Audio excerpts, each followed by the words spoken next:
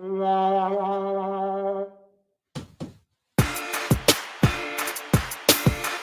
evening, folks. It's Freddie Vasquez. This is Basement Politics. Happy Wednesday.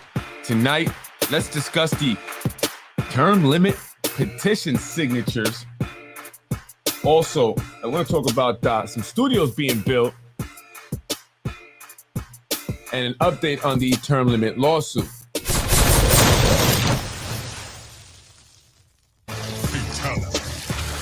Good evening, folks. Basement Politics Unfiltered. Happy Wednesday. Happy Wednesday.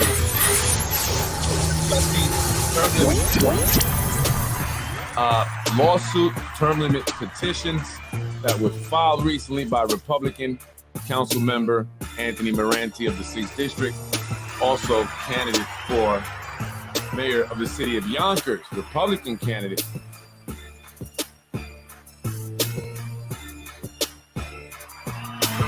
Happy Wednesday, folks. I'm Freddie Vasquez. Good to be on. Let's talk about this petition stuff. Term limit stuff, really. Good evening, folks. As you may already know, I did speak about this, 2 days ago? Anthony Merante, Councilman, Republican Anthony Merante, walked into the City Clerk's office over there on 40 South Broadway and handed a stack of petitions that he had collected, him and his team, organization, I guess they formed this committee for term limits, and they went out and collected signatures throughout Yonkers. They turned in over 5,000 signatures, and let's see what happens. Now they need to be reviewed by the city clerk's office.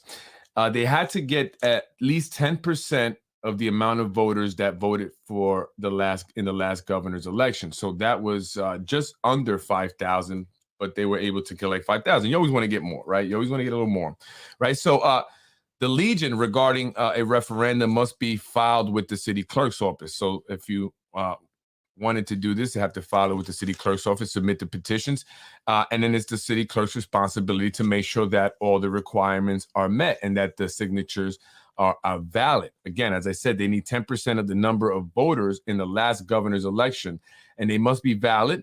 That is roughly, for the last governor's election, so that 10% comes out to roughly 4,723 signatures that are required, valid signatures that are required on these petitions in order for this to move forward to the city council. Merante handed in 5,071 petitions, right? So there's, certain criteria that they have to meet.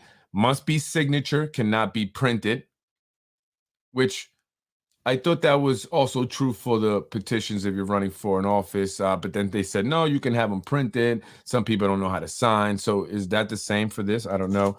Must be registered to vote in Yonkers. I would hope that'd be obvious. And the signatures must match the buff cards. The buff cards are, it's your signature that you file with the Board of Elections when you register to vote. So that signature must match the signature on the petition. But some people change their signatures, right? I know I have. My signatures changed. You can see it from my license to the way I sign now, especially when you sign a lot of different things. You just kind of get quick with it. So will that be an issue? Did everyone sign their signature the same way that it's on their buff card, the way they sign on their buff card? So they're going to be scrutinizing this, right? They're going to be scrutinizing this. They're going to be going through it with a fine-tooth comb. And so everything is going to have to be legit. It'd have to be legit. So that's going to be, I think one issue that I could foresee, right? People's signatures do change. And especially if you're meeting them, right, let's say outside of a grocery store or somewhere, they're going in or they're coming out from shopping. They may want to just get home. They may be, agreeing with this. They say, yeah, I'm in agreement to the term limits, but I'm just in a rush. So yeah, and then they rush off and it doesn't match the buff card, right? I can see that being a problem. So now, because this obviously Vinny Spano, you guys know that guy, right? You guys know Vinny Spano? You guys know him? Vinny Spano. He's the youngest Spano sibling. He's also the city clerk, the mayor's brother, right? So because he's the mayor's brother, he has recused himself from this process. So he's not going to be involved in verifying whether the signatures are valid or not. So the city clerk has met with 3 independent auditors.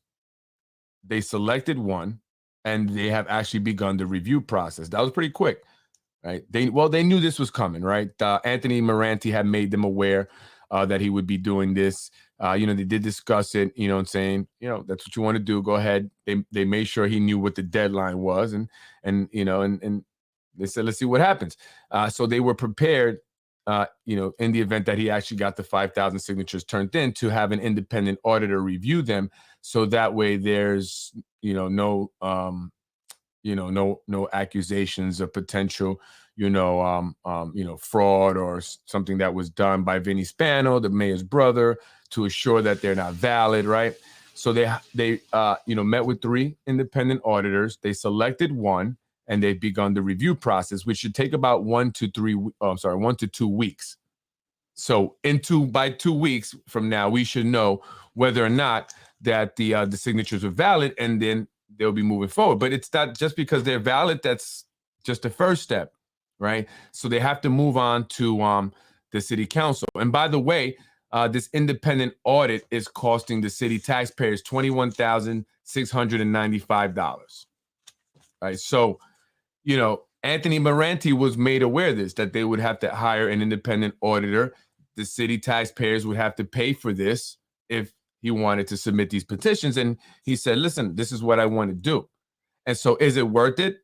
Do you agree? Should we, the city taxpayers, be okay with footing this bill, $21,695, to have an independent auditor review the signatures that were handed in by Anthony Merante, who's running for mayor, right? Who's trying to get the referendum for the term limits put on the ballot, so that way the voters can vote to revert the term limits back to 3. Although I didn't understand why he didn't do 2, which is what the voters actually voted on, the people.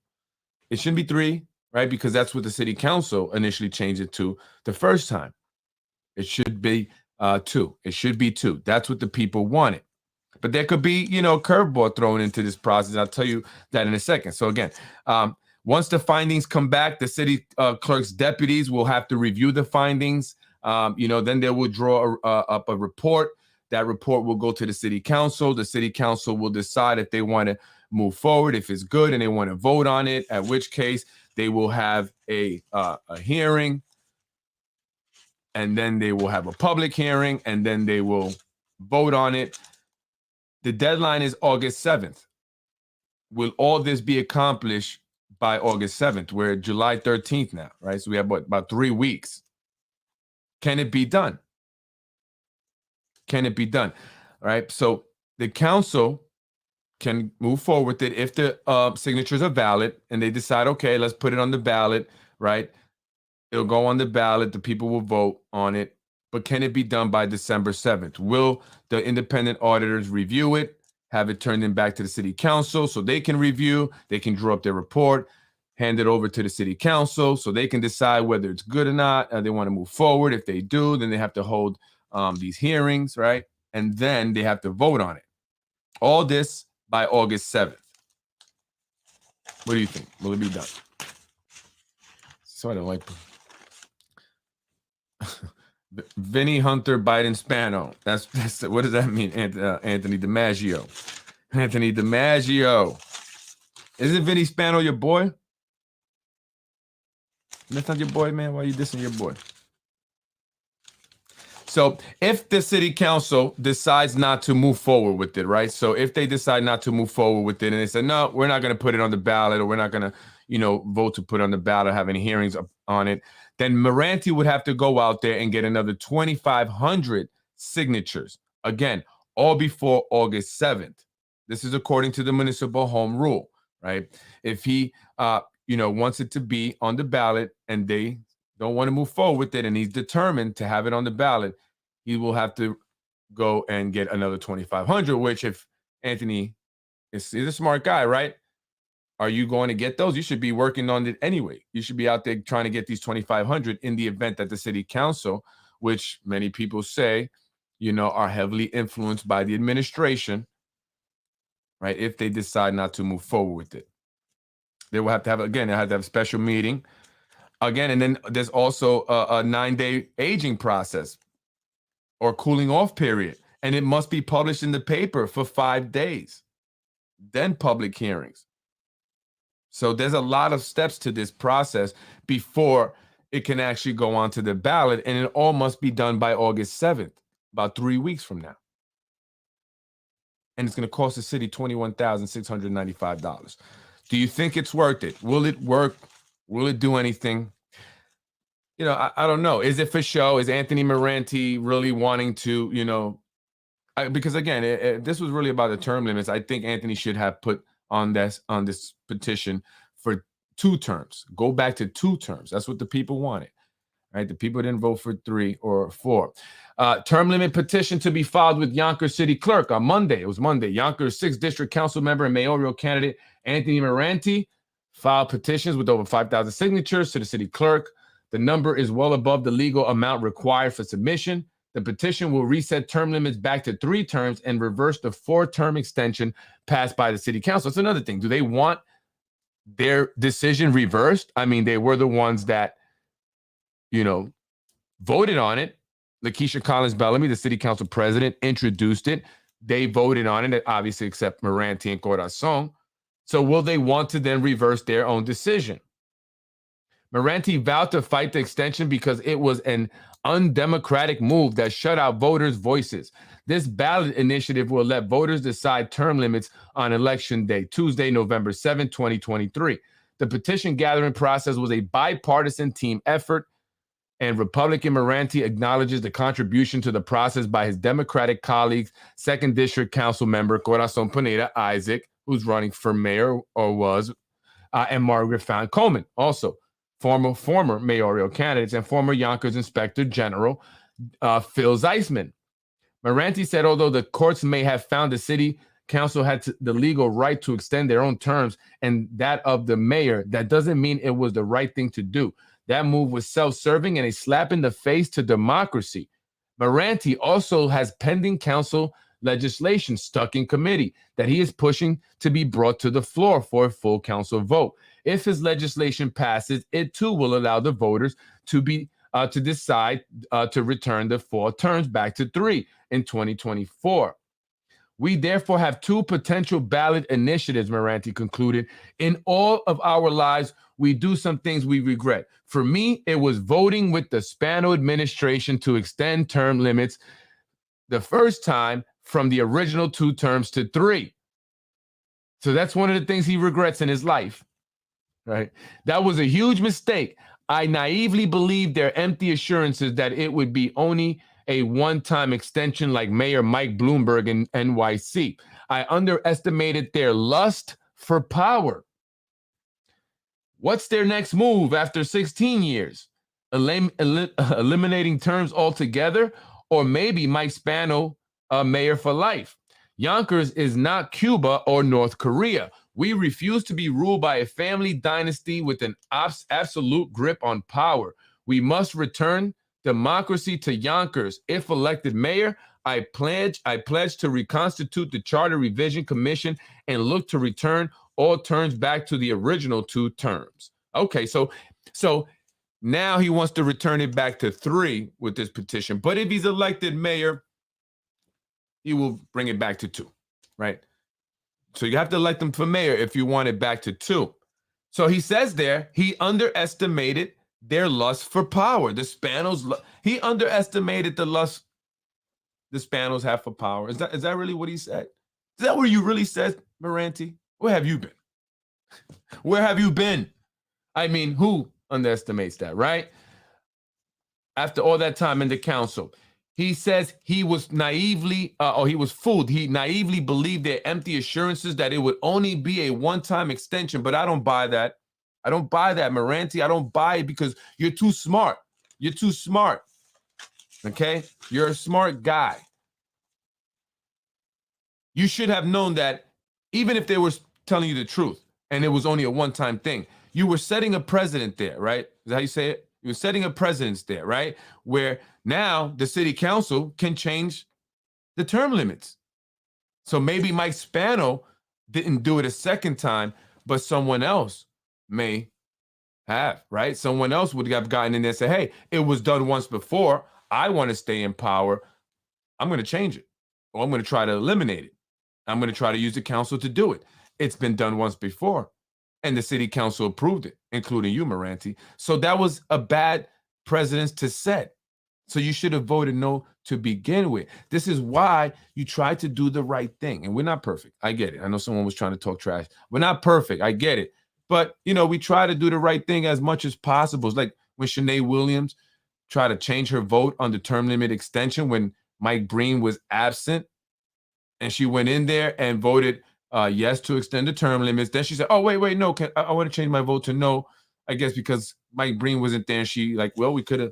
But if you were doing the right thing from the get-go, you would have been no from the beginning, right? And you wouldn't have to done the math in your head, which you didn't do, right? So it's I don't buy it, Anthony. I don't buy it, Councilman Merante. You should have never voted yes to begin with, and now here we are.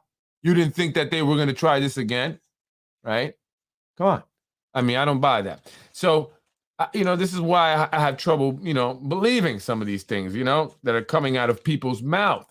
Why this petition matters. The people of Yonkers has twice overwhelmingly voted in favor of 8 years term limits for the mayor and the city council. So that's my issue with it, right? Because it's, you know, should have gave it to the people. Should have gave it to the people. Now the politicians want to repeal the term limits without any say by the people. We need to remind them that they work for us and we already made our decision. Yeah, but no one comes out to vote. Look at the number of voters in the primary, in the Democratic primary. No one comes out to vote. People make comments on social media, on the internet, but no one comes out to vote.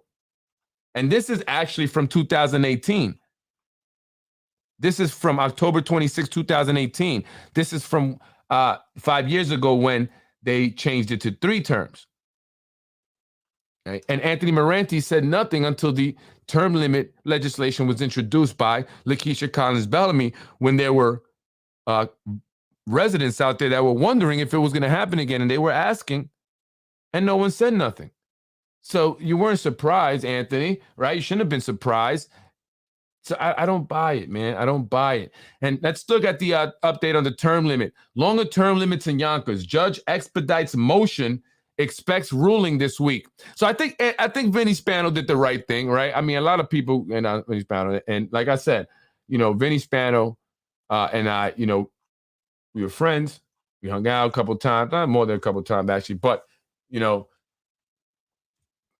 things happen. But you know, I think he did the right thing here. I mean, now you know, it's best to get out of it, right? And you have to hire somebody. So because you know, I would question it if he was the one reviewing it. I'd be like, Vinny, you know what I mean? You know, so it's a good move. It's a good move. But I don't know if it's a legit move by Merante. I mean, it's just so much to it. I don't know. And again, will the council move forward with overturning or reversing their own decision that they made not that long ago? Right? That's another thing. I don't know. Longer term limits in Yonkers. So this is an update on the term limits lawsuit. As you know, you have members of the community, bipartisan, that filed a lawsuit against the city of Yonkers, the government, the mayor, city council for extending the term limits. They hired famed civil rights attorney Michael Sussman. And they haven't had a lot of luck with this lawsuit. And again, I don't want to sound negative. I'm just going to continue being consistent. I didn't think it would be successful, but I don't know. You know, I'm not an attorney, obviously. An appeal to maintain elected term limits in Yonkers and stop its incumbent mayor from serving a fourth consecutive term will get speedy consideration from New York's top court, right? And he's been saying we have to do this quick. The elections are in November. On behalf of 12 claimants, I called them the term limit 12. I don't think they like that. I'm sorry, guys. You know, just being funny. Term limit 12. Attorney Michael Sussman of Sussman and Associates obtained an order to show cause from New York Court of Appeals, Associate Judge Caitlin Halligan, expediting a motion for leave, scheduled a ruling for Friday, July 14th. The move comes after Sussman and his clients lost cases in 2 lower courts to prevent Yonkers, New York, the third largest city, from extending its elected term limits from 3 4-year terms to 4 4-year terms. The Appellate Division Second Department most recently decided the case on June 23rd. So it wasn't even a month ago. Yonkers didn't have term limits prior to 1994. So this is what I mean. This is why I think it's important. It should have been brought to the people. Before the people voted on 2 term limits, there were no term limits. And so obviously the people, the residents, believed it was important to have term limits, and it was a good idea to have 2 term limits, right? So it was the people. It should have been up to the people. Yonkers didn't have term limits prior to 1994, if you didn't know. That year, its council approved, the mayor signed, and city voters approved a referendum settling term limits to 2 consecutive terms. In 2018, with incumbent Democratic Mayor Mike Spano facing term limits, its council approved and Spano signed a local law extending it to 3 elective terms. Then, in November 2022, with Spano again facing term limits along with 1 member of the Yonkers City Council, the council approved and Spano signed off on a local law extending term limits to 4 consecutive terms. In court papers, Sussman said that the extensions in 2018 and 2022 required referendum votes, but nobody issued a court challenge to the first extension. But Harris Beach partner Brian Ginsberg, he related to the Ginsberg developer? Harris Beach partner Brian Ginsberg, on behalf of Yonkers, disagreed, stating in court papers the Second Department's decision is about as straightforward as they come. Ginsberg's reply said that the court followed the venerable precedents of a matter of Benzo and Cooley, which holds that state municipal home rule law does not require an approved referendum for local laws increasing elective term limits. Benzo concerned the Buffalo Commons Council's passage of local law in 1960, which amended the Buffalo City Charter to lift mayoral term limits. Sussman further argued that the Second Department's ruling was inconsistent with its reasoning in a more recent case. Its holding in Holman, that right, versus Town of Clarkstown, a case that's allowing an incumbent supervisor candidate in the Rockland County town of Clarkstown, to remain in contention for another term this year. In that case, the appeals court ruled in May that the Clarkstown board did not properly adopt the term limits law in 2014 because residents did not vote on it during a public referendum. The Clarkstown supervisor had sued the town to end term limits of 8 years for all elected Clarkstown officials. Sussman argued that the Second Department plainly held in that case that imposition of term limits changes to the term of an elective office and therefore subjects the measure to a mandatory referendum before it can become effective. By contrast, according to Ginsberg, the law at issue in Holman was subject to a mandatory referendum because it abolishes, transfers, or curtails a power of an elective officer pursuant to a different section of the municipal home rule. So someone had, had sent me this and compared it to this, saying, look what happened up in Clarkstown. They upheld the term limits there. But as I'm reading this and the argument made by Ginsberg, who represents the city of Yonkers or whoever on behalf of, the mayor and to uphold this in the city council, he says that it's different because in what they were doing there was not just changing term limits, but they were also abolishing certain powers or changing certain powers that elected officers or officials had, which was different than just changing the term limits, right? That you need a referendum if you're going to change the powers that these elected officials have, right? So again, Ginsberg, the law at issue says to a mandatory referendum because it abolishes, transfers, or curtails powers of an elected officer, right? So that's different than just changing terms in of office. So Sussman, meanwhile, spoke to the case race against the November election clock. So he's trying to push this quickly to get it done before November. He said that the Court of Appeals can resolve the matter within 8 weeks, allowing for an orderly election. Spano, who was first elected in 2011, won re-election in 2015 by more than 80% of the vote, a landslide win described in media as the largest win in city's history.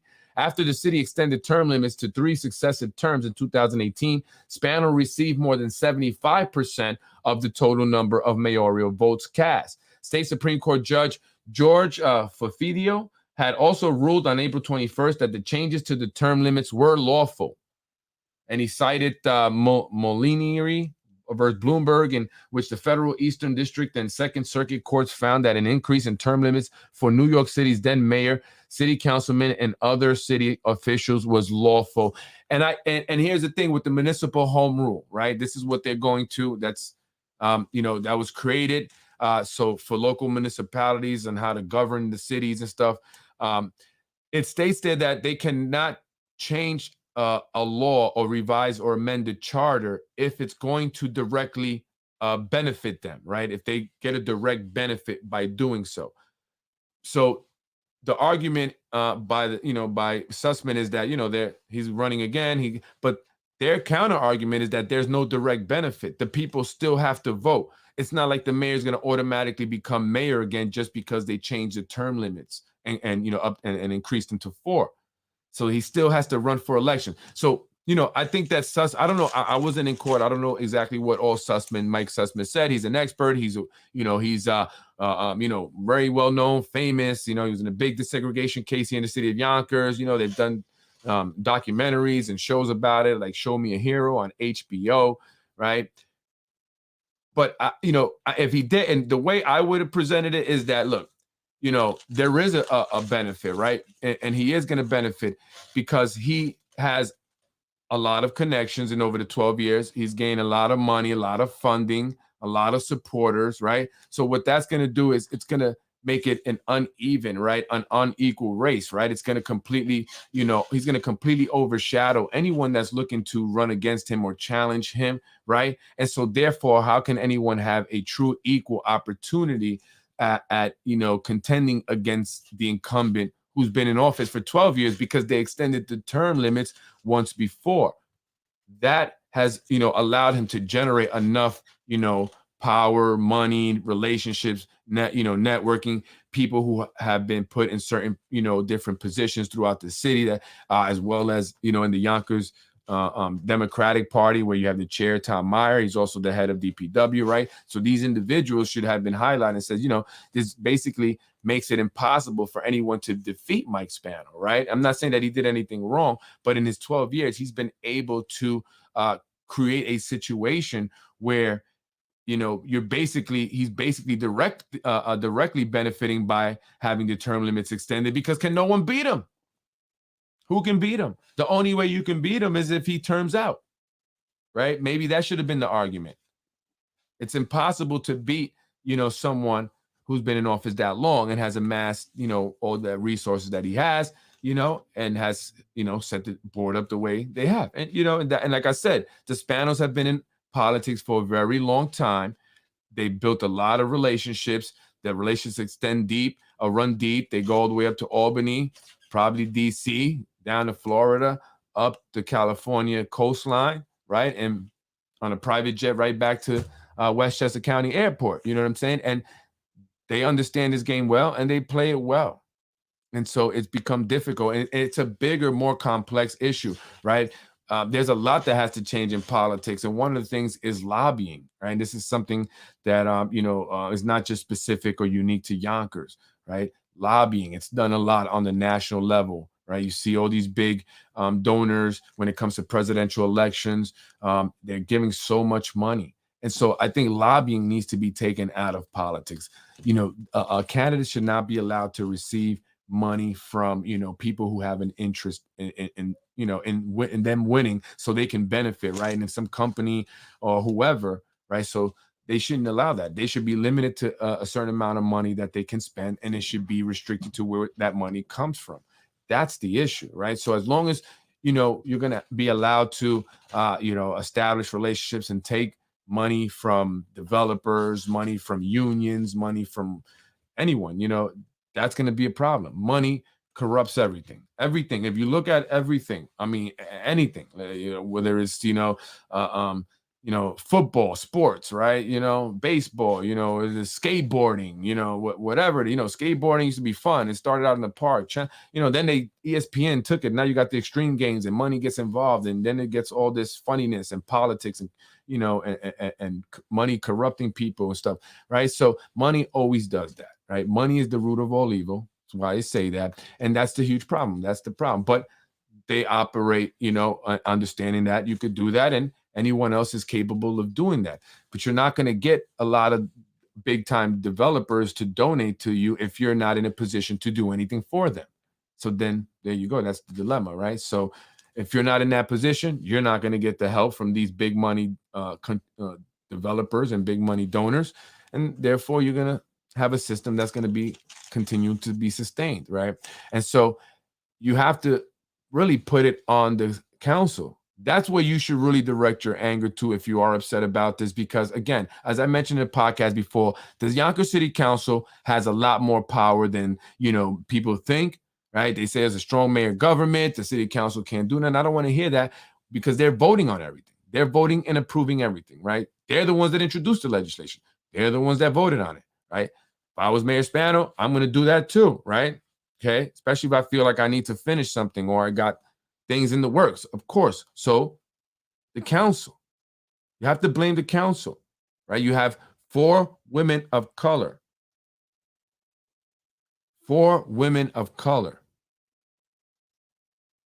Where is the housing ordinance, which impacts people of color primarily? Everything that the people of color in this city need, the women of color have not produced for them. That's a fact. Right? And people don't come out to vote because they're not in the community engaging people, saying, hey, come out to vote. Where are they? Do you see them? No. You might see them in a parade, right? You might see them at an event taking pictures, but they're not in the community getting to know people. They're not in the community building relationships. And that's why Chris Johnson was taken out so easily. Had he gone in the community and really built strong relationships with people, they wouldn't have taken you out. That's what Merante has done. That's why he's still there. They tried in 2021, but he's still there because he built enough relationships. He's got his core people because he's smart. He knows numbers.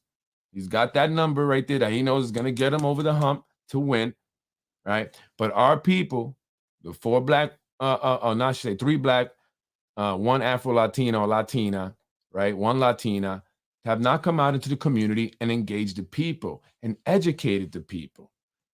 Educate them how important it is to vote. They have not. You have to come out and vote, right? You think crime is bad, it's going up. No downhill section, Southwest Yonkers, right? Crime is bad, homeless, drugs, all this crazy stuff, gun violence, the gang problem, because, you've heard Reverend Margaret Coleman talk about it. She works in the schools. She spoke about it. She knows it's very real. Where are they? They're not in the community.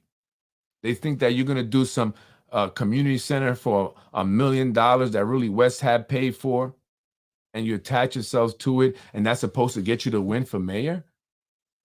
It's not. It's not.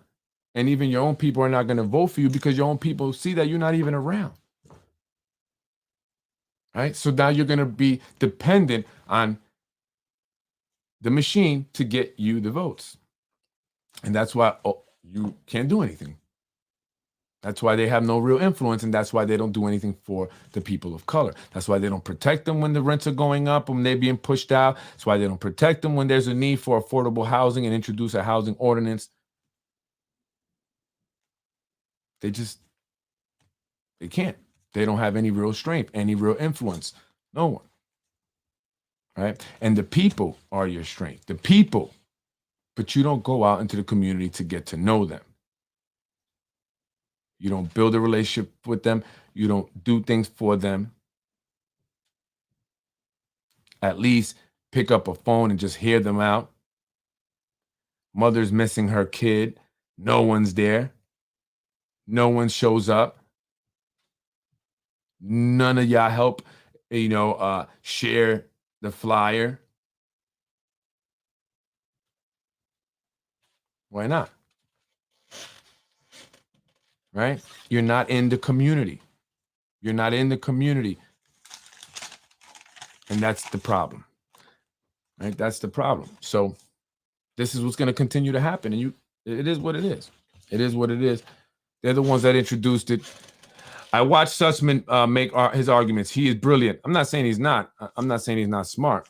But my take is this: term limits are not about limiting an elected official's time in office. They are about limiting his power. It's truly sacrilege for the judiciary to acknowledge that the legitimacy of the other two branches working together to change the fundamental structure of government. But here's the thing.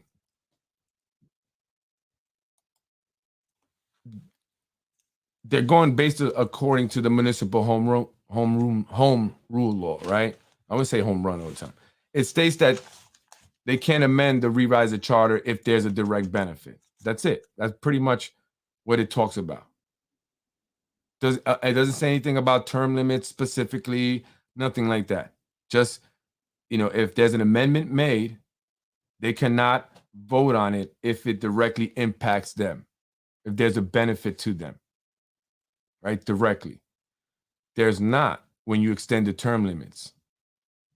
Technically, there's not. And so that's it. That's the whole case. I don't see anywhere else around it because it doesn't say anything else specifically in the home rule law. So that's why I from the get-go. So I said maybe it's how you present it, right? Maybe if you present in a way where there is pretty much a direct benefit, because there's no chance in hell anyone could beat Mike Spano, right? There's no chance in hell. I mean, I guess if you had a lot of money and you made yourself very well known all over Yonkers and people actually came out to vote, enough people, maybe. But you guys don't need all this. You just have to come out to vote. And that's the problem. People don't come out to vote. That's the issue. Really quick, new details in the so Edwin Valerio, as you know, 15-year-old was found. He has been reunited with his family. Thank God. Valerio has been found. Yonkers police announced on Wednesday, July 12th. Police did not say where he was located and did not release any details about his condition. The family wants to keep, rather keep things private. No, he was not with family. There's rumors going around that he was a family.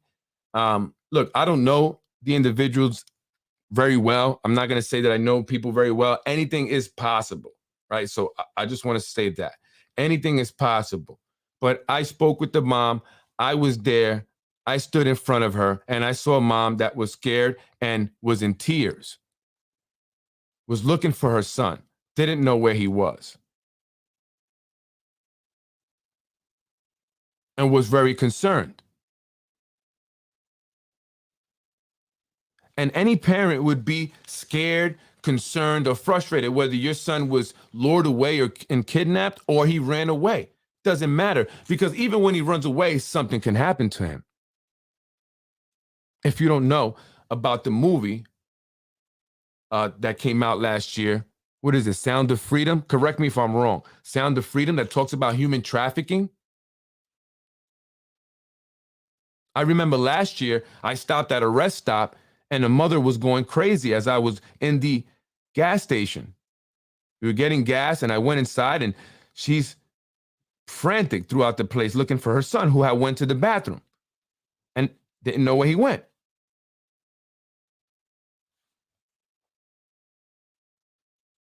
I wanted to try and do something, but I don't even know where I was really at. And I didn't know the area. And we were just making a pit stop. But it was crazy. So your son can go and disappear. So even if they run away, God forbid, someone can snatch them up while they're out there in the street. And so with very little information, the family was very concerned. They felt like they weren't getting enough help. But it's not to blame the Yonkers police. I'm not saying that the Yonkers police didn't do everything. I don't want to accuse the Yonkers police of saying anything. Thank God they found the boy. Thank you, Yonkers police. It's not about criticizing the police. Maybe they felt that more needed to be done. Maybe more was being done and they just weren't made aware about it because of the way they investigate. I don't know. But you got to let it slide. I mean, it's a parent. They're scared. They don't know. They I would want everyone to stop, right? The entire country to stop and make announcements on every station because that's my kid. But we know that's not possible. But, you're just frantic. You just need someone. And maybe, you just feel like things are not being done, even though they are, but you're just in a state that, you're just not in your mind's not clear, man. So, for people to then criticize his mother saying, oh, she knew where her son was. He was with family the entire time. She was lying.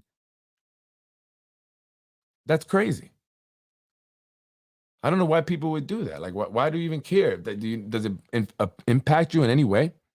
And so this was put on the Yonkers Voice, and I put this up, right? Because, it just don't look, if you're going to be out there reporting things, at least try to have integrity, man. At least try not to, create drama. Now, I know I do, but I do it because people don't like me telling the truth. But it's the truth. The truth, if it creates drama, then that it is what it is, right? But if you're out there, trying to create things, out of nothing, then that's what's not okay, right? So the Yonkers Voice, he poses a question, and this question is it's like what I call a leading question, or not I call it, but it's a leading question, right? So it's to lead people to give a specific answer, right? To create a certain message, and that's what I didn't like about the question. Did Edwin run away? So why did online predator idea come about, right? He also asked, police, I have experience with this, I knew he wasn't missing, kids run away all the time, but you can't tell a parent that. You can't, this is the first time they're going through this. And that's not even been determined that he actually did run away, because there's still details of this case that are strange. Right. So, someone says, yes, the parents knew he ran away and was with family, which he was not. And I know that. I do know that for a fact he was not. I hope that boy is not going through anything at home that he's scared of, and why they went to the extent of lying to get him back. Are they scared he's going to say something or he's not supposed to? Right. So now you're putting this out. This is what that bothers me about this page, because this is what this guy does. And I don't know if he's feeling like I want to try to defend the police because maybe they were upset with the police, right? Or maybe because they criticize officials for not being there. That's definitely a criticism that should be made. Where was our city council members, people who represent the district where the boy went missing from? Why wasn't they there to support the family, to assure them that the police were doing everything that they could and that they were going to find their son? Because they didn't know where to turn to. They didn't know what to do. The only people who were helping were community members who themselves don't really have much resources or know what to do. But they knew they needed to do something or try.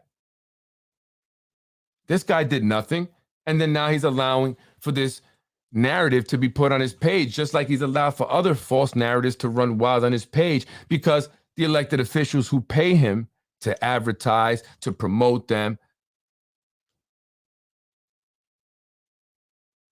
want him to do this. Or he may feel that they may appreciate it and maybe give him more business. And so I was not talking about the woman who said anything, although she ended up getting into it with a bunch of people, threatening to say things about people. So what? I said, go ahead, do what you got to do. I don't care. I do a podcast. I report things. People don't like it. Do you think I care if they say things about me? If I did, I should stop doing this podcast, right? I should stop. But I don't, because I don't care. So I continue to do my podcast, whatever. Right? No one's perfect. But it's one thing not to be perfect and still not do anything at all for humanity. Right?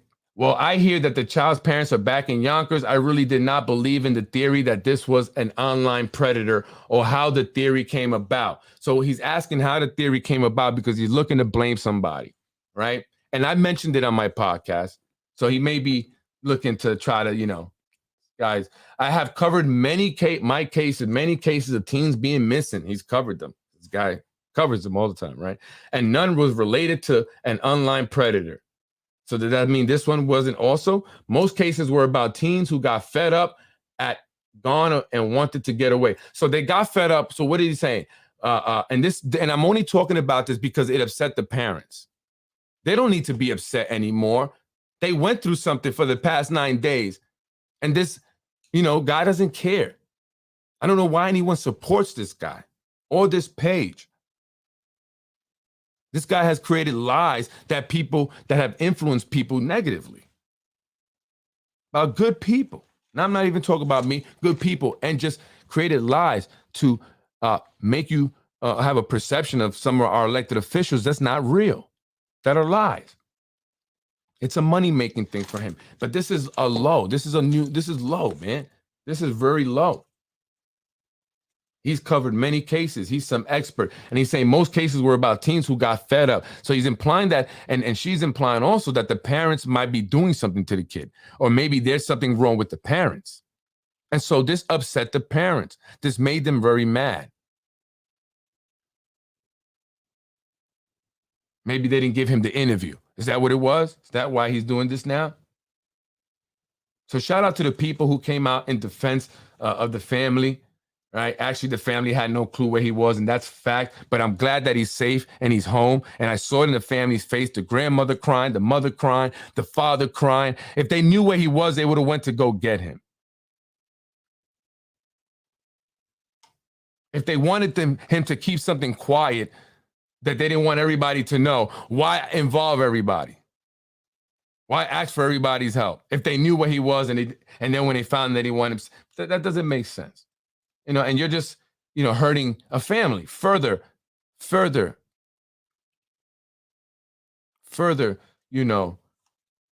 causing trauma to this family. We should be all asking, why is it that a man like this, who has a known history of forcing himself onto an underage girl, kissing and touching her, causing her to run away from his karate school, sit there in court and testify against him while crying. This is all documented fact. Knew he was going to get convicted and found guilty. So he ended up pleading guilty so he wouldn't be on the sex offenders registry list, right? They allowed him to plead down, but he still has this record. He's also had child porn in his phone, and he's also been arrested for selling drugs to undercover police officers. That's what we should be wondering. Why is this guy even allowed to be around children or even engage with our elected officials? And this divides a community. And this is what I wanted to talk about. This divides a community. This is another thing that it causes. It causes a division, people to go at each other. We're not that big of a city. We're the third largest, but not that big, right? We're very small. People see each other. And so people are getting upset here over this. And I don't want anything to happen, between people over this nonsense because this guy, posed this question or is trying to create this by trying to suggest that the family knew about it or that he was just running away and they knew that he was running away from them because something is wrong with them. Who came up with the online predator? He's covered many cases. He knows. Well, the fact is that his friends told the family that he had met some girl online, which there was a girl. And he told them that he was going to be going with her. She had told him he could come down and live with him. But we don't know if that was really a girl until they contacted the girl. Yes, there is a girl. But how do we know this girl is not used to lure people? And how do we know that he wasn't able to be found because of the attention that it started getting?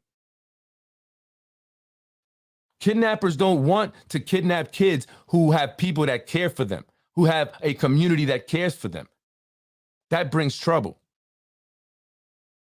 And maybe they realize they made a mistake. And then they say, you know what? We're not going to take this kid. We don't know that. We don't know if that was their intention, the people that he was with, because he wasn't with family. And he wasn't in the Bronx, like someone said. They tried to say he was in the Bronx. He wasn't in the Bronx.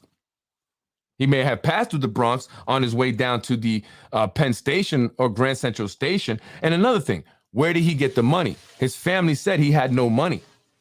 How did he get from Yonkers to the location where he was at. It would have cost, some money, a few $100s, easy. Right? So there's questions that still need to be answered that I'm sure maybe the police is working on, and we have to let that play out before anyone says anything, especially accuse the family and the parents of knowing where he was and lying to people. Their video got over 15,000 views. So a lot of people saw this. So again, even if he ran away, it doesn't matter. If a kid run away, it's still scary for the parents who don't know where that kid is, and anything can happen to that kid. And so all they're asking for is maybe there's some policy changes from when a minor runs away. Like maybe take it serious from day one. Don't just say, okay, it's a minor, they're returned, because nowadays anything can happen. And there's a huge problem with human trafficking, especially child trafficking. It's a huge, huge problem. $1 billion a year industry. There are plenty of facts on it out there. Kids are going missing every single day. And so that needs to change. They need to get on it right away, whether they're runaways or they are, they've been lured or kidnapped. It's important. The first 48 hours are very important. And so the parents were just frustrated and they were scared. And they didn't know what to do. And the only thing they knew was that he was last seen on South Broadway and Park Hill, where police told the parents they had lost him. And they didn't understand how that could be when there's so many cameras. But they ended up seeing him on other cameras, and maybe they just didn't want to say anything for whatever reason, investigatory reasons. And so the parents, when you don't have information, all kinds of crazy thoughts run through your mind. So you have to forgive them if they were wrong on whether or not the cops did enough. But one thing they're not wrong on is the lack of support they receive from elected officials, those that represent their district. Not one of them showed up. And now we got people calling them liars because Ruros thinks it's a good idea to imply that with his questioning. Right? And the woman says, well, according to the mother, the statement that I'm sure we all saw the same thing. She said he ran away and he was with families, but she never said that. So people who don't know reading that will believe this. And he allows that. I read her statement and listened to the press conference, and she never once said he was with family. And she eventually says that. And then they start talking about, how big this boy's family is. And that she has to be careful what she's saying because something, could pop off. So this is what I don't want to see happen. Right? I don't want to see that happen.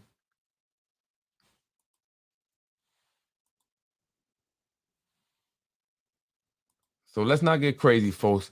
That's like I got another person that's another person got in you wrong to this person, Zoo. I don't know why you arguing with everybody and calling the mom a liar. If you don't agree with it, that's what you believe. Just don't say it. Ruros is instigating that. It's causing problems here in the community. People are talking about, they got a big family, be careful and all that stuff. I had another person trolling on Instagram. I don't even know this person. Then they start going at other people who defending me, and being disrespectful. What is wrong with people? I mean, at least show your face and give a reason. Right? If I speak about elected officials here on my podcast, because they're elected officials and they're not doing their jobs, and we got to hold them accountable. Right? It's not just me beefing with random members of the community. It's individuals that have an impact on politics, which ultimately impacts the people. And if they're not doing their jobs, then I'm going to call them out. Like Alberto Velasquez. Why I bring him up? Because he calls me a bonchinchero. You are the president of the CSCA, the largest union in Yonkers. Your members are very upset. I've seen posts by your members about you. I don't even have to say anything, right? Because you're not doing your job. You're letting a bunch of people down. And you get to go on these nice vacations, right? You're not posting any pictures because they told you not to. They told Alberto, don't post pictures when you're on your vacations? Because the members are mad. They're waiting for their retro checks. They would love to be able to afford to go on vacation. They're the lowest paid. But do you think Alberto cares? No, because he's on vacation. He's good. He gets all the perks and benefits of being a lame duck president. And so that's not bonchinche. That's not gossip. That needs to be made aware to the people, and you need to be held accountable. Otherwise, step aside, and nobody will mention your name again. It's that simple. But when it's random members of the community, it's a mother who had her son missing, that's not cool. Then you go at everybody and you start threatening people, like you know this and you know that, you know, and then people are now saying, hey, I'm going to, you know. And this is another thing here. Actually, I didn't even mention where the boy was. But you know what? I just saw that in this comment that she did. How did they know this? So who is this person who's giving her this information? The mother sure did. And I will post the other one too. Again, I don't care. My 15-year-old knows better. Okay. So now she's saying she's a better mom. Okay. See, now this is crazy. Like, what's the point of this? My 15-year-old knows better. Point is, he wasn't missing. Better yet, he was hanging out with friends in VA. She just said he was with family. Now she's saying he's with friends in VA. And if he didn't tell his mother, it's for a reason. Something y'all got to figure out, not us. So what are you implying? You go out here and at least when I say something about somebody, I show the receipts that I have, right? What are you implying? That's crazy. You know, it's for us to figure out. So I never mentioned he was in VA. I don't know if the parents mentioned he was in VA. So how does she know he was in VA?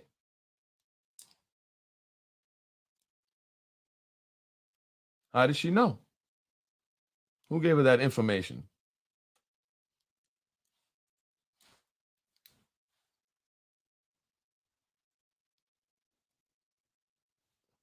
That's something that we should be inquiring about. Anyway, folks, I'm Freddie Vasquez. This is Basement Politics Unfiltered. That's about it. Let's have some. Oh, a former Yonkers teacher had sex with students. Say again. What's going on? What is going on here? Another teacher. What is going on? Yeah, I don't know how many teachers at this point in the Yonkers, and I'm not trying to criticize the Yonkers Public Schools, the BOE, but how many teachers have we seen like in the past 2 years? And this is a female teacher. And what's crazy is that she was even recording this. A former Yonkers high school teacher was accused of having sex with a 16-year-old student. Damian Williams, the United States Attorney for the Southern District of New York, announced a 2-count indictment Wednesday charging Sandy Carvazas Pinez, 34, of Bethel, Connecticut, with enticing a minor victim to engage in illegal sexual activity and production of child pornography. That's crazy. Prosecutor says, because I don't know how to say, a former high school teacher in Yonkers enticed one of the students, who was only 16 at the time, to engage in sexual activity and further induced the same student to participate in live stream sexually explicit conduct while on video calls with her. This is crazy. What is going on? And that's just my issue with this whole stuff in the schools now that they want to do, like focus on education, guys. Focus on the curriculum, focus on math, science, social studies, history, financial literacy. Forget all this other social constructs and, all this, things that come with sexual, identities. And, it's crazy. Our world is going insane. Folks, I'm Freddie Vasquez. This is Basement Politics. Again, please be respectful to the mom. She, her son was missing. I don't like what that guy does on that Yonkers Voice, man.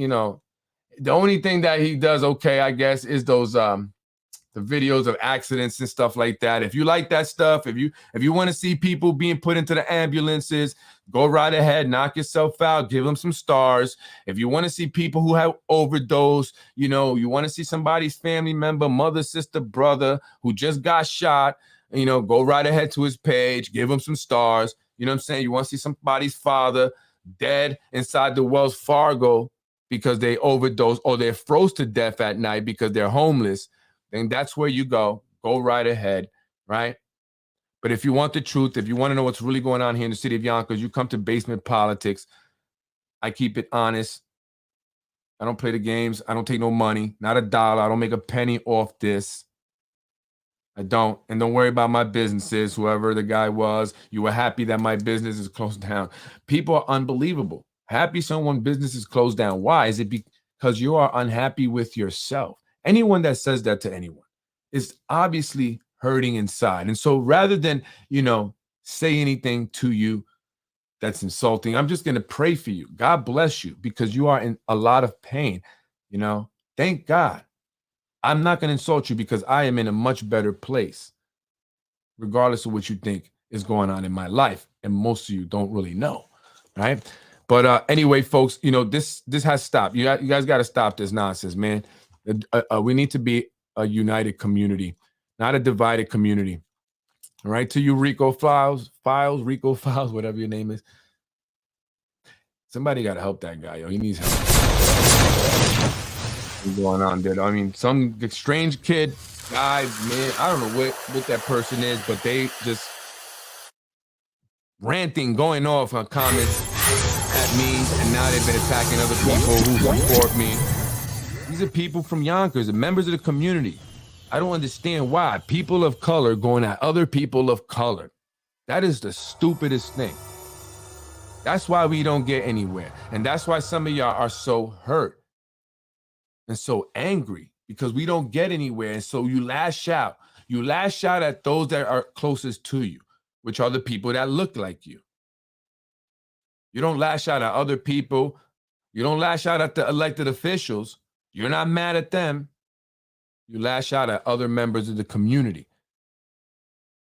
It's not my fault, whatever you're going through, right? It's not the mom's fault whose son was missing, whatever you guys are going through, right? Don't lash out at people. And if you don't have nothing nice to say, don't say it unless it's about elected officials. No, I'm just kidding, right? So let's try to have some unity in this community, man. So with that barbecue, unity in the community. Oh, Black Yonkers, what's up? We got a lot of work to do, Freddie. Glad the young child is now safe. Yeah, thank you. And I'm always willing to join people, be a part of something. I know that, listen, I know that they try to keep people away from me. Oh, that's you, Margaret? Oh, okay, Reverend Margaret. I know that they try to keep people away from me, right? Like I've heard this the other day. Somebody said, they said you could go on Yonkers Voice. That's okay. You could talk to Yonkers, whoever, Newswire or whatever. That's okay. But when you see Freddie Vasquez, turn the other way and run. Why? Why? If you have nothing to hide as an elected official, if you've done nothing wrong, then you have nothing to worry about. But they don't want people, knowing the truth. So that's why you don't see a lot of them come on the podcast. They'll go to Yonkers Voice because, again, that's what that guy does. He helps them out, creates his narrative, right?